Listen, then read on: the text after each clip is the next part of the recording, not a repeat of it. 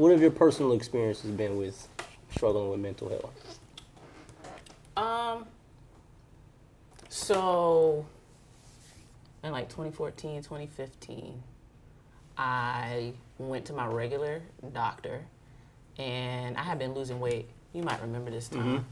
I didn't know what was going on. Honestly, I really didn't know a whole lot about mental health.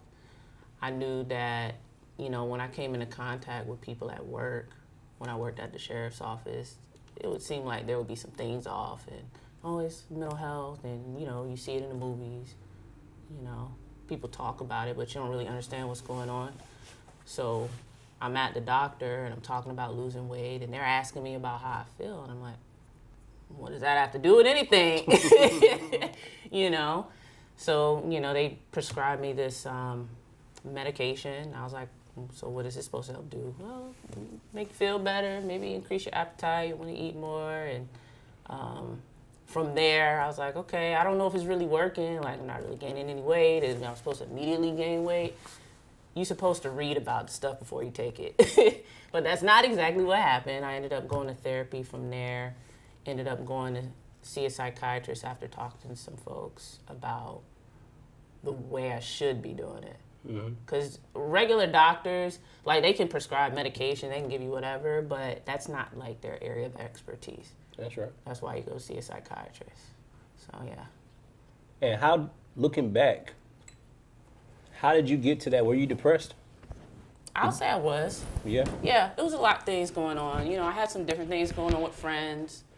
I worked at the sheriff's office. That was very stressful. I can imagine. Working in child welfare, taking people's kids, not really wanting to do it, just the ups and downs of politics and that, and relationships in general.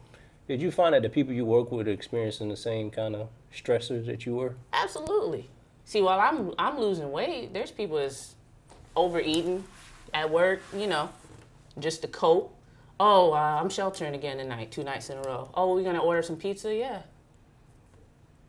You just do whatever to make do and get by. You use whatever coping skills you have, even though, whether or not they're healthy. So absolutely. And you get, because I've seen some things that I never imagined. You know what I mean? I've heard people say things that I would never imagine. You walk into a hospital, and you see a child who has burns all up and down their body. How can you not be traumatized by that? You know what I mean? I had a nightmare last night, not necessarily about that, and I'm still trying to pinpoint what's that about? Where does that come from? It comes from somewhere. It comes from a place. You know what I mean? Now, with going through what you went through while you were still working at that job, how did it impact your mental health during times where there were outrage towards law authority figures? Because there were some traumatic times that we went through in that time frame that you described. I battled with a few things when I was there, just because I don't want to be that person. I don't want to be that woman. I don't want to be that black woman. And you just working where I worked, as a person of color, you kind of see how these systems are developed and put together. And when you speak up on something that's not right, because that's what you should do, and it kind of gets shut down, and you're like, now it's my money. So what, so which one am I going to choose? Am I going to choose to, be able to put food on the table and make sure I still got a roof over my head, or am I going to say something? So I had a couple of conflicts, and it was challenging. It was one of the best experiences. Still, at the end of the day, because it made me who I am now. Right. And who I am now is helping people with their mental health and being a better clinician. So you went from being in a position that, whether you knew it or not, was harming your mental health, to being aware and empowered to help people with their mental health. Where was that switch? What made you say, you know what, this is where I want to help people? You know, when you're working in a job, and like when you wake up and you're supposed to be going to work and you feel like you don't want to go. And this is not just like, I'm tired, you know, I'd just rather sleep in. This is like an everyday sort of occurrence. And then on top of that, when it starts to affect your relationships with other people, your friends, your family, your significant other, there's a problem there. And I knew that the dynamics within the agency I was working for, it wasn't fully supportive of my beliefs and values. Can you expound on that? So, I come from a broken home, okay? Broken meaning that my mother and father are divorced, okay? You know, there was no child protection or nothing like that involved. You know, nothing ever occurred to where that was necessary. Or maybe it did and I didn't know at the time. I don't know.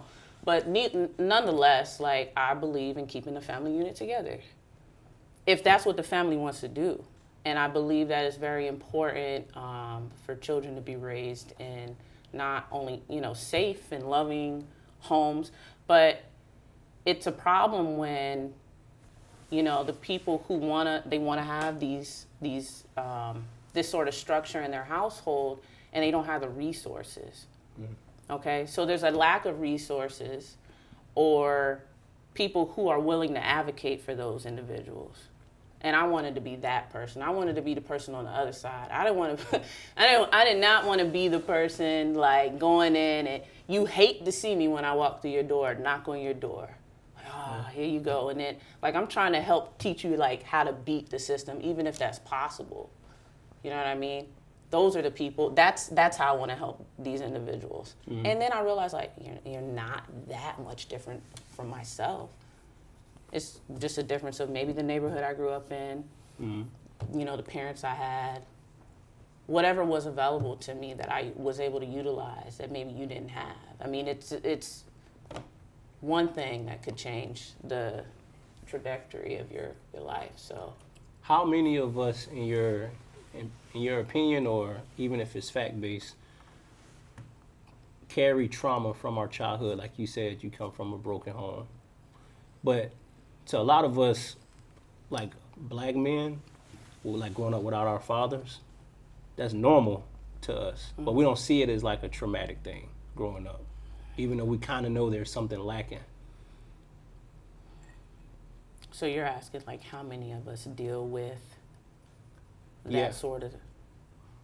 I mean, I think more often than not. I mean, I'm just thinking about my own friend circle, my different circle of friends, and even people that I worked with. And I would say 9 times out of 10, all of them experienced some sort of trauma, whether it was poverty, you know, a physical abuse, a sexual abuse, you know, an absent parent, whether it was a mother or a father, the loss of a child, the death, you know, all of these things are traumatic, and I don't think that we really accept them as that because that's what our norm is, maybe. So if we, you know, if now if our norm is challenged, then we got to deal with it. That's right. Right? So from your perspective, I'm going to ask a question. And then I want to kind of paint a picture beyond it. But I want to get your answer first. So does all trauma manifest itself? That's a good question.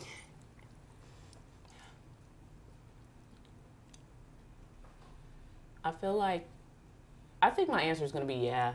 Just because it can turn into, it can go either way. It can go in a good direction or it can go in a negative direction. And at that point, it's about choices. So trauma can manifest itself, but it's all based upon the choices of which you make. And we're all going to make choices based upon the information that's available to us. Don't get me wrong. I'm not saying that, like, if you experience something traumatic and it manifests itself into this even more problematic issue, that it's because it's all your fault. Yeah, we're responsible for the choices that we make, But I think it's also important to acknowledge the choices that we weren't able to make, like as children, you know what I mean? So I think we have to kind of look back at that and acknowledge what that is first, and then be like, okay, like this is why I'm doing what I'm doing. So like once you know something, you can't unknow it. No, that's a fact. I mean, my mom beat me with tree switches, and to this day, I don't. Nah, so if I see a branch on the top, let me go. Mama, I call my mama sometimes and just apologize, just for no reason. It's just the tree switch. It's a bad trauma. But there's some women who they lash out on men, or men who lash out on women, and it's based upon trauma that they've experienced or seen. So the one question I would ask, and I'm big on therapy. I'm big on the value of therapy. So I want to ask. We had a very bad trauma this year. And as a black man, and speaking for Tremonte, as black men, this trauma can pain black women. So I'm going to ask you a question, and from your perspective, I would like to know how we can help. Black women don't often feel protected by us, which can be a bad thing for your mental health. How can black men be better for black women and make you all feel more valued or feel as though we appreciate you? Is that a real thing? I'm gonna say it's a real thing and it goes both ways. But because you asked it the manner in which you asked the question, We asked the pain-hitting questions here. I think listening is very important. You know, when it comes to things like domestic violence, which overwhelmingly affects women. Okay. Niggas get beat up too. Right, which is why I say it goes both ways. But, you know, if we're focusing on the woman, then I think we need to separate the issue too. So it's two parts. Listen, and not necessarily to speak, and I say this to anybody. I mean, listen for understanding. Versus, because if I'm speaking to you about my experience, and that's my experience, I can't tell you, Joe, Monte, what your experience is, because I'm not a man. I'm also not a black man. So how am I going to sit here and tell you what it is that you experience on a day to day? And you know what I mean? I can empathize with you though, and I can listen to what you have to say, so that you know that you're heard. Versus trying to talk at you and be like, well, if you did this and not that, and you know, things as far as like sexual violence, and I get real hot-headed about this. Speak your piece. You know, we have a what's her name? The rapper, Meg Thee Stallion. Meg Thee Stallion. Yes. Okay, so you know, you have this issue with her and Tory Lanez, right? I don't know what their situation is. I don't know these people. But it doesn't matter. I don't need to know that. All I know is a woman got shot by a man, allegedly. And some of the first responses that I heard was in relation to what she should have done, what she didn't do. This lady was a victim of a crime. She was hurt. What do you mean? Mm-hmm. Oh, she should have told the truth. She should have said something when it happened. Now, how long ago did this occur? Weeks, months later, you talking about, oh, this man shot you, so now how are we supposed to believe you? Same thing happens when it's a sex assault that occurs. Right. So now we're shaming the victim. And now we don't want to talk about it. Because why? Because all you're doing is pointing a finger at me saying, oh, you should have did this and you should have did that. Okay, well, now I feel worse, so I don't even want to talk about it at all. Which can also lead to suicide. Mm-hmm. Yeah. There's studies that show that victims of trauma commit suicide. Yeah. So you're hurting somebody's mental health by making a decision to bash the person and not support the person. Black men, me and you, Tremonte, we could walk outside tonight. Something police officer can pull us over. We come home. First thing we do, we talk about it with somebody close to us. We're asking them to listen. So what you said is amazing to me. However, there's some people out there who, like, there's this phrase that I always hear.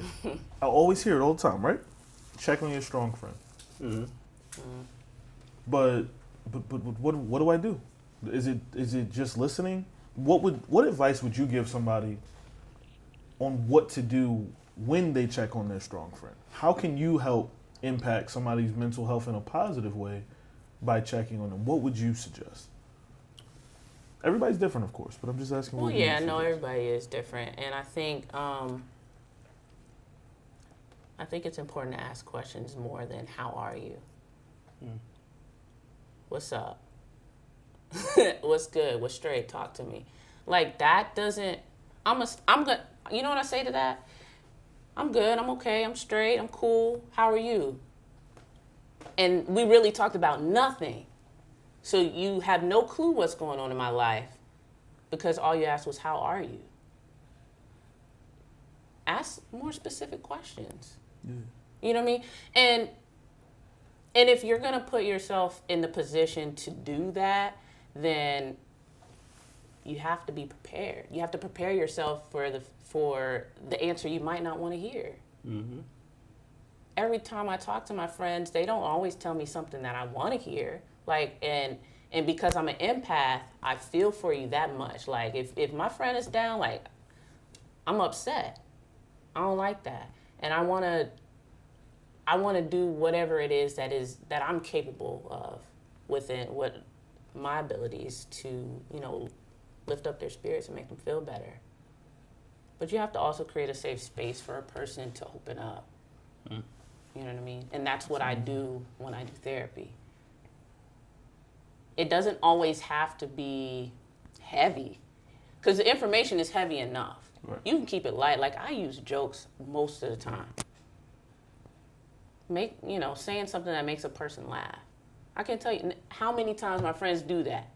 When I'm not having a good day and, like, they can tell, making me laugh, it just makes it easier to talk about.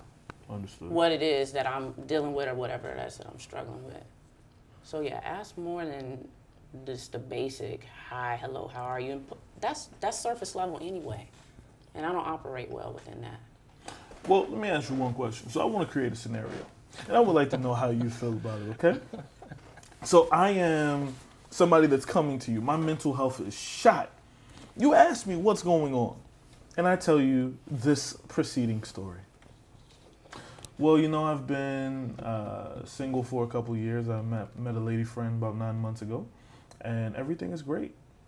I waited. We were going to wait till marriage, and we finally had sex. The sex was trash. So I don't want to be with her anymore, so I found somebody else. And this person that I found, I hate everything about them, but the sex is great. And I feel so bad right now. What should I do? It's weighing on my heart heavy because, do I be with the person where the sex is good, but there's no relationship there? Do I be with the person where the sex is bad and we have everything in the world? My mental health is struggling. Can you help me? Can you help me? Help me. What's important to you, Joe? That's a good answer. What's important to me is good sex. Good sex is important to a lot of people, and it's very important in a relationship where you have two consenting adults. I think about because somebody would come to me with something like this, and I might say it's foolery because that's exactly what I was getting ready to say. Yeah, okay, it is. Let me just say what I was going to say. Why is it that important to you? And I guess because if you want to be with somebody, right? If you actually want to be with somebody, then things like sex take work too, just like anything else. So is that something that you're willing to work on with this individual, or you just be like, you know what, F that? How do you tell someone, or do you tell someone if they present something like that to you that that's not a mental health issue? It can be. I don't know where that's coming from. That's why I'm not a clinician. I've been like, that's not Nigga, that's not.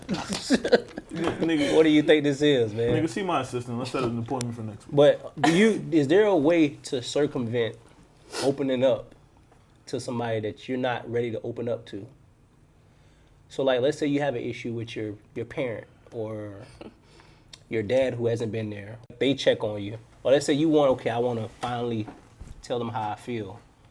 Or let's say like somebody texts you, like let's say you with your mom and you're at her house and she's like, hey, you have anything you want to discuss? And you've been holding it in for years, but you're not really ready to tell her and it's something heavy.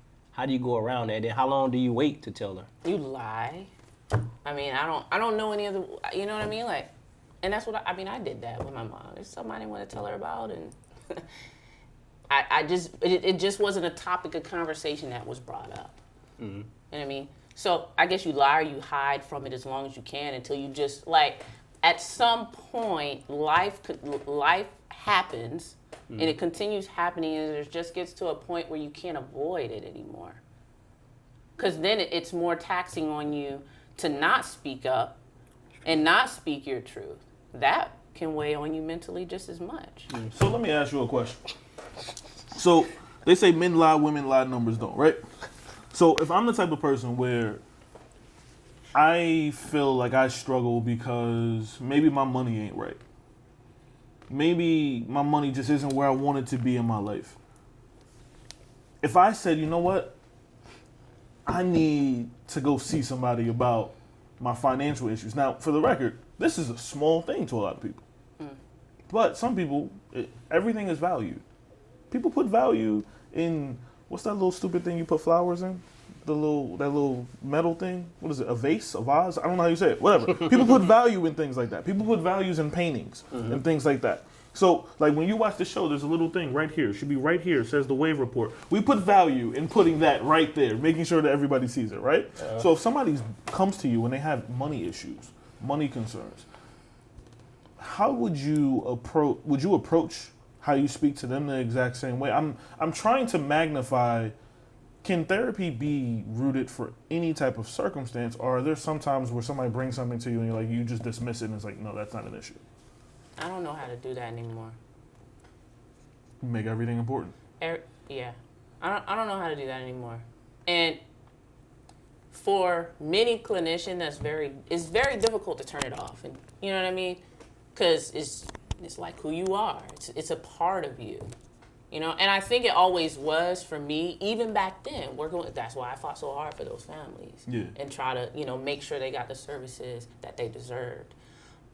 But it didn't always work out. So here I am now, and the only way that I know how to ensure that myself and my circle of people maintain their mental health is to continue to talk to them the same way that I do with my clients. I mean, I don't do it any different.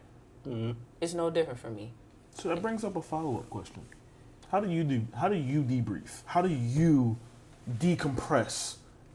Everybody puts something on your head all the time. Every time you meet with somebody, they're adding something to the mental palette. How do you decompress? Music is my therapy. That's on my little IG thing. You see that there. But outside of that, I have to remind myself that it's their responsibility to do the work, not mine.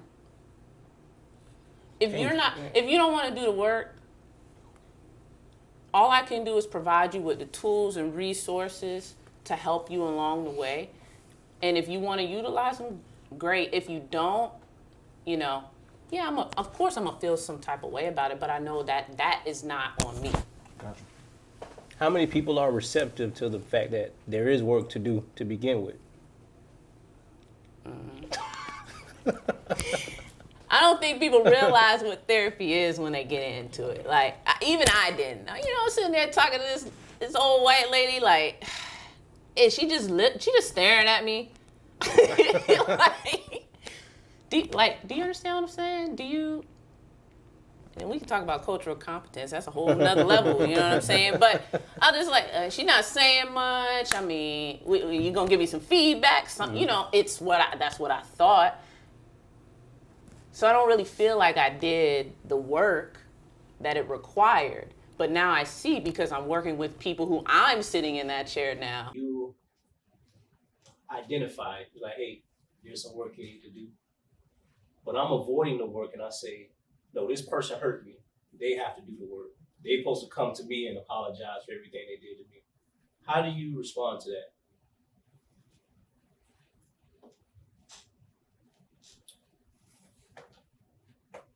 We all know it's two sides to every story, right? That's right.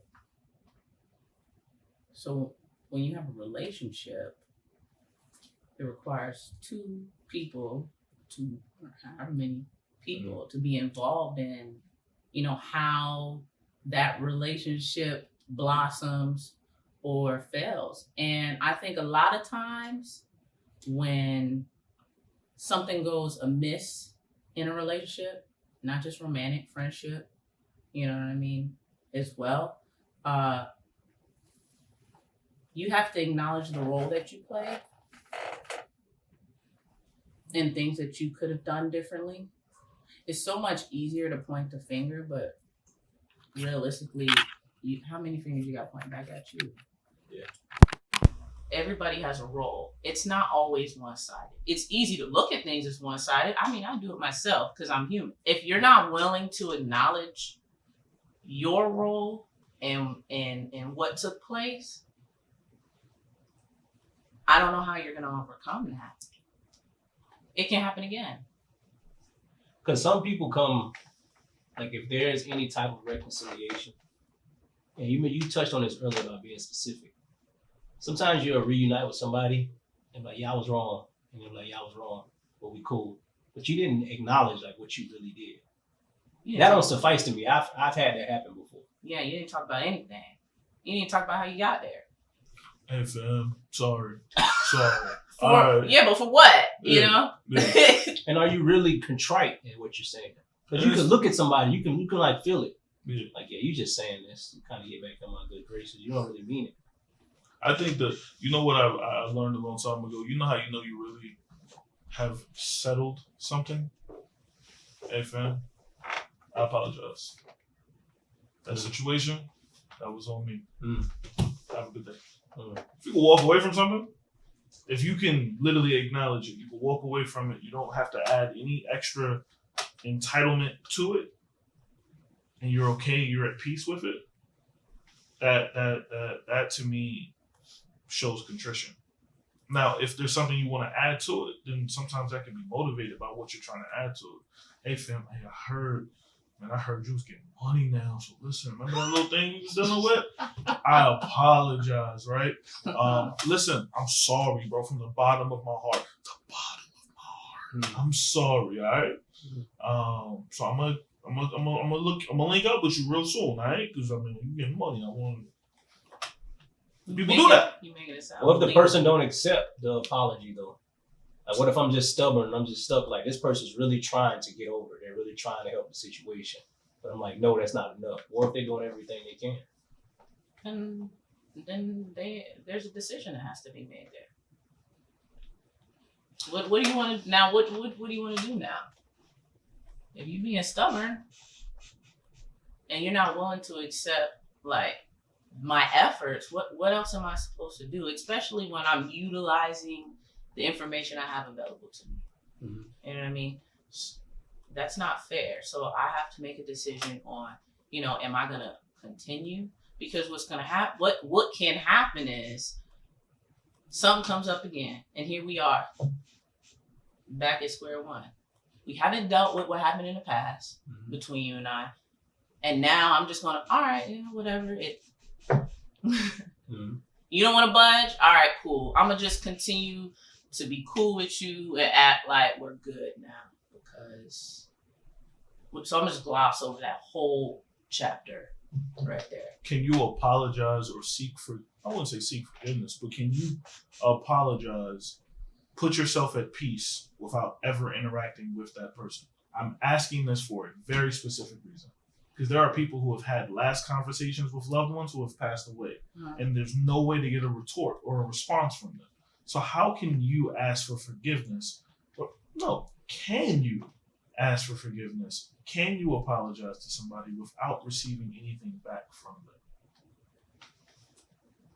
I guess my first response is to say yeah, because I've done that. But I mean, I can see how things might be unresolved still, especially if, that's a person who eventually passes and you had no further interaction or dialogue. At the end of the day, if you had some sort of bond or relationship with a person, it's difficult to not feel something. However, I also think that if you are truly at peace with something, you'll be okay. Now we stepping into the Hold therapy. up. You got the follow up? You got the follow? Because I got something heavy. I got something heavy right now. Hold up. She's making me feel. Okay. She's opening the door. I feel like I need it, but go ahead. It's on you. No. If it's there, go ahead.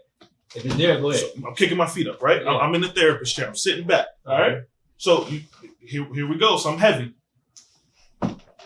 So you making me feel like I need to make an account with the wrongs of my past. That's the way you're making me feel.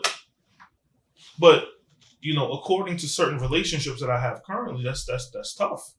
Because there's exes that I could apologize to, but I haven't. I've never apologized because my allegiances are to my current. Mm. So how would I make an amends for situations like that are no-goes? How like now you got me feeling, I'm gonna walk out here, I'm gonna cry in the car. I'm being genuine. I want to know, how would I make amends for issues and problems that I may have created with other people that are not in reach? They're still here, but they're not within reach within the confines of my current relationships. We all have decisions. We all have the ability to choose. We all got free will, regardless of the fact that, you are involved with another person. And I think that's probably the first person you should have that conversation with. First. And having the conversation, not like, all right, so I feel like this is something I need to do. I feel like the other person needs to understand why. Okay? Because you don't want to disrupt what you got going on and is it like a genuine thing, or is this just to make yourself feel better? Or, are you truly trying to be at peace and continue to do the work that's necessary so that the wrongs of the past don't come up again in your present? This doesn't apply for me. I'm just trying to help them. Whoever it's for. No, I got you. No, You know what I mean? You're preaching. You're preaching. I just want to make sure that they get the message. So I have two questions. Where are you at in your mental health progression, given everything that's happened this year specifically? And have you felt inclined to reach out to people this year that you probably would not have reached out to before, just to kind of check on them and see what's going on?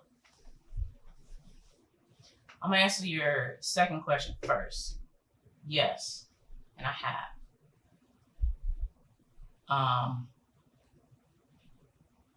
And these are real, and not necessarily people that I have a relationship with where we talk regularly. These are people that, I don't talk to as much. Mm-hmm. Like, man, 2020 been kind of crazy. I'm just are you okay? No, like for real. Because it's a lot going on right now. And that's it. As far as myself and my own mental health, I actually recently made an appointment to seek therapy. So my initial is in 2 weeks, a week after my birthday. And I'm going to see what it is that I can unpack. That's good. Yeah. The greatest thing that I can say to you about you is that in 2020, in today's America, for people who share our variance of skin complexion, you're needed.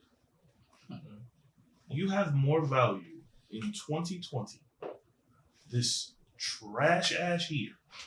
You have more value today than you probably have ever known that you've ever had in your life. Because You know the one thing we do more than anything else? We bottle it in. I'm sorry. Are you still angry about George Floyd dying? I am. I'm sorry. Did they arrest the killers of Breonna Taylor by the time this episode dropped? Am I still angry about that? Do I still have feelings that I can? Because I can't go to Kentucky. I can't really go to Minnesota to protest. I can't. I don't have the ability to do it because my job they don't give me that type of vacation time, Mr. Sir, boss, or whoever. So if I'm one of these people where this is the feeling that I have, where could I go to have an outlet? Because I know Facebook is only so much. It only allows me to say or do so much. Instagram is a picture and a caption at a time. So if I don't have these outlets, if I have these small outlets, but they don't really give me an opportunity to talk back to me. Mm-hmm. So I want to say, and I think the term is giving flowers. I want to make sure that I give you your flowers right now because in this climate, we need more. It's not a plug. We need more therapy. Mm. In this climate, we need more people like you. No, we need more you. I agree with you. And I think I realized that when this pandemic started. And, you start to see the tragedies like George Floyd and Breonna Taylor come up again. And I found myself going to work one day like, F all of this. So now what good am I really to the people that I'm saying, I want to help if I'm no good? Absolutely. I can't pour from an empty cup. I got nothing. I have nothing to give you. So when you say something that may be triggering to me and I haven't dealt with it myself, it's going to come up and it's not going to serve my client. And it might be, and it is potentially harmful to them and their mental health. Mm-hmm. So I got to pay attention to that. So that's one of the reasons why I decided to go to therapy. So you are saying that therapy is so powerful that therapy can be beneficial for the person who conducts the therapy. Absolutely. I think that's a valid feeling though, to feel like F everything. I think all of us have felt that numerous times throughout this pandemic. But living in a capitalist society, you got to keep working. What are you going to do? I've felt that since November 2nd, 2016. Hey, cut it out, man. Hey, knock it off, man. I felt that way since Charlotte. How have you felt? Because many of us, black men, we don't speak to each other honestly about our feelings. We could talk about hoes, we talk about sports, we talk about music. But when it comes to our inner core, we never quite let our brethren know how we feel. Yeah. How have you felt this year? I'll be a little bit honest. I'm so full of life right now. If you didn't know it, I was supposed to die. Having COVID, having a fever at one point of 104.5. Yeah, I thought I was gone. I'm not even wrong. So I've really taken the opportunity. I've been a lot more. I don't talk about things a lot. I don't boast about things. I have thrown myself into making sure that I take care of making people's dreams come true while I'm here. I've figured out my legacy. I've figured out, okay, if I can be of service to help somebody see something come to light, that's where I'm at. So I've thrown everything into it. Mentally, I don't have a worry. Hakuna Matata. I feel great. And the only reason why is because I came off of an experience where I should have died. Mm-hmm. And it was the first time in my life that I actually value every moment that I'm here. I don't have a complaint. My biggest complaint, I've probably gained about 20 pounds in this room. And I don't even care. You shouldn't care. I don't. My wife loves me. I'm good. I ain't cheating. Ain't no entanglement. You know what I mean? I'm good. But outside of that, life is great because I have a perspective of life.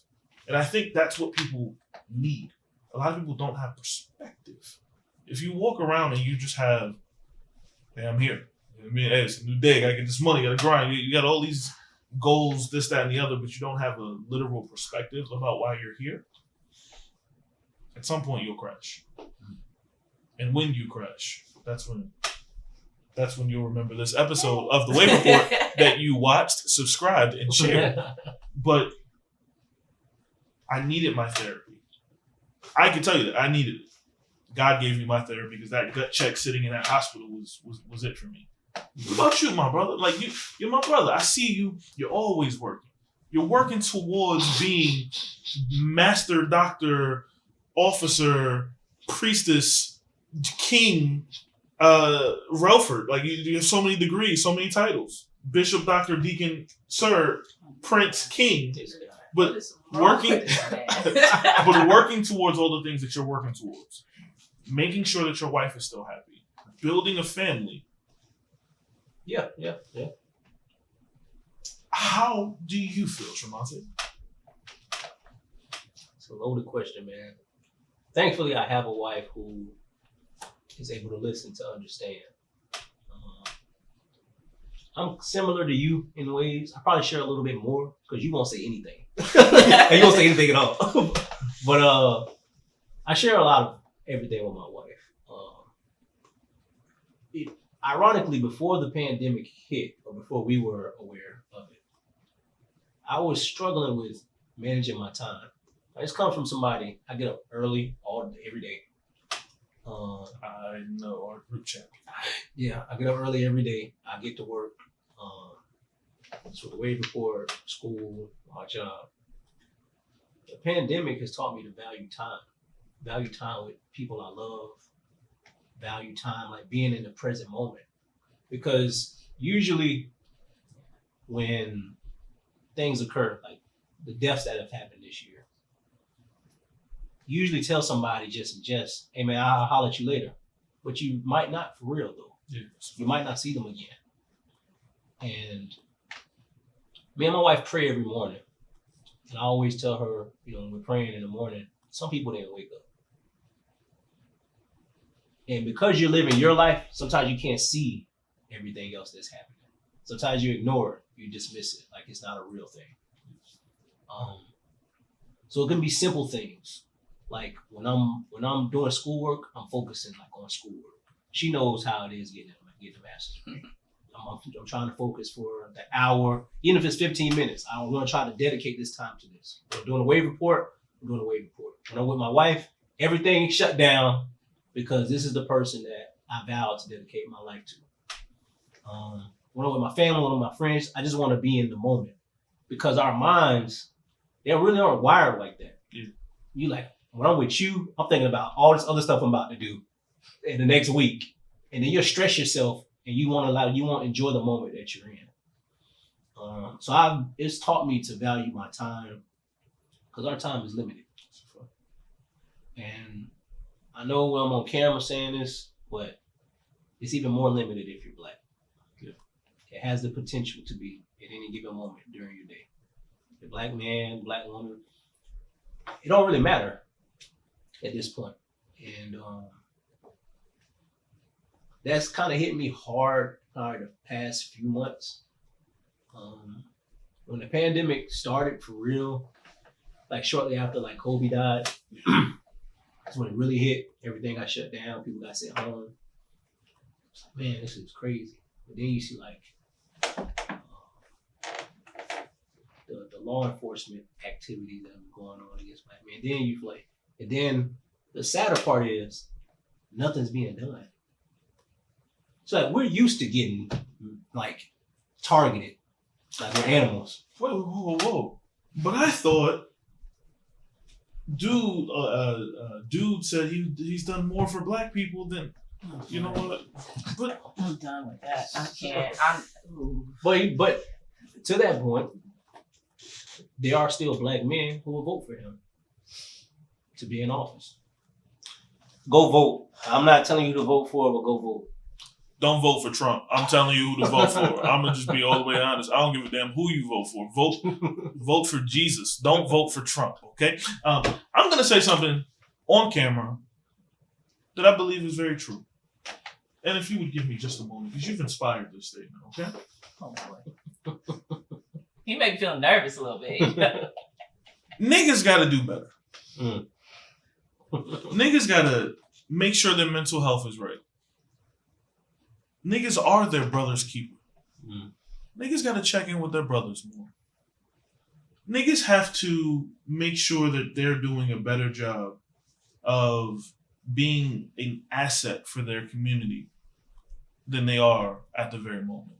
Niggas have to take inventory of what relationships they're cultivating and what relationships they're keeping stagnant. I'm niggas. Make sure you good. All day. So, with that being said, My boy crazy. Wakanda forever. And mental health is wealth. That's real. How can they follow you? We know you're a private person and everything. I'm glad you know this. I already know. Yeah, right. Yeah. Next thing I I know. I know what be going on. You know what I'm Let saying? me rephrase the question. Show the grandma. If somebody needed help, if somebody wanted to reach out to a safe space for help, where would you suggest that they go? Psychologytoday.com. Therapy for Black girls. Those are the two that I can think of off the top of my head right now. I mean, I found my therapist on Psychology Today. So there's some good ones on there. There's some on there that I know personally that are the bomb. So If somebody just they didn't trust to take the leap with somebody right now, and maybe they just wanted to reach out with somebody online, would you be a resource that they could reach out to? I'm not saying shoot they shot. I'm just saying if they just wanted to, hey, I saw you. you can't do both at the same time. Some niggas are trying to do both at the They same will time. know. Look, I need That help. is not Let me get your cool. number. I need help. Let me I get need your help. number. I'm good. Can we talk about this Her. over? Hey, listen, hey, Applebee's. You know what I mean? You know how the menu be after a certain time. You know what I Right. mean? Half off apps. So I would like to talk to you around that time. We can, if we want to drop the handle, just say that, Joe. It's fine. I'm trying. No, I'm trying. I know how to discern the difference between, look, you trying to holler, you trying to slide there, and you genuinely want some help, and I can lead you in the right direction. It is darling_re. Okay? So there you have it, niggas. But no, this has been an amazing episode. I think this is. Listen, I need y'all, if y'all, because I know y'all still watch, share this. Because you do not, if you don't check on your strong friend, maybe they'll click this link and this will be something to help them. So please, please, please, please, in our community, anybody watching this, let's value our mental health a little bit more. On behalf of Tremonte and Do you not know how to say my name? I do. I'm He's trying to give you the. It's called the red carpet. I don't know what's happening right now. In Hollywood, this is called the red carpet. Hell. You sign off for your partner and then you give the guest an opportunity. So Cherie. thank you for choosing the Wave Report. Gosh, it was a rollout. Nah. You never know with you, man. Wow.